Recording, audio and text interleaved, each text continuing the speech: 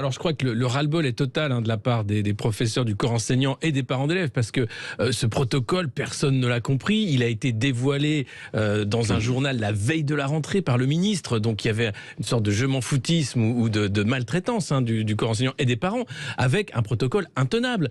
C'est un tiers du temps à faire la queue à la pharmacie, un tiers du temps à l'école, un tiers du temps à essayer de voir si on peut rattraper ce qui a pas été fait en classe, et puis des profs qui ont l'impression d'être là pour faire garderie. Or l'école de la République, c'est pas ça, avec en plus un ministre qui a été incapable de leur fournir des masques FFP2, sachant que Omicron se diffuse davantage. Un rapport d'ailleurs de l'OMS dit que 50%, la moitié des Européens vont être infectés par ce variant d'ici 3 mois, même pas. Donc on est là face à quelque chose de très différent par rapport aux premières vagues du Covid. Donc il faut avoir un autre protocole, évidemment. Ça fait 2 ans que le Covid est là. Jean-Michel Blanquer n'a pas fait en sorte qu'il y ait des capteurs de CO2, des purificateurs d'air dans les écoles.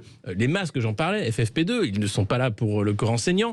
Donc on a l'impression d'une impréparation. La majorité parle même de Jean-Michel à peu près, à propos de Jean-Michel Blanquer. Donc même s'il a encore le soutien du chef de l'État et que Emmanuel Macron dit qu'il n'y a pas de fusible, on voit bien que là, ça chauffe quand même pour Jean-Michel Blanquer qui avait vendu son livre.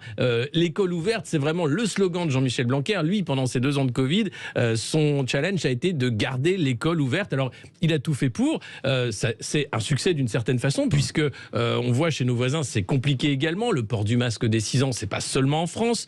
C'est compliqué pour les enfants. Mais là, sur le protocole de rentrée qui a été fait à la va-vite, soyons clairs, la veille de la rentrée, on ne sort pas un protocole pour tout le monde, famille et corps enseignant. Je crois que c'est la goutte d'eau qui a fait déborder le vase de ces 2 ans d'école ouverte, qui a fatigué le corps enseignant, qui a perdu les parents et surtout les élèves. Il faut voir aussi les taux de suicide ou de tentatives de suicide chez les adolescentes. C'était un dossier de Libération hier. C'est impressionnant et inquiétant. C'est-à-dire qu'il y a une maltraitance généralisée. Alors, évidemment, il y a le Covid, mais peut-être qu'on peut le traiter différemment. Arrêter aussi d'angoisser ces jeunes qui risquent moins que les personnes âgées de ce virus, et puis faire en sorte qu'il y ait une école ouverte, mais qu'elle se passe dans des conditions qui sont bonnes pour les élèves comme pour les professeurs.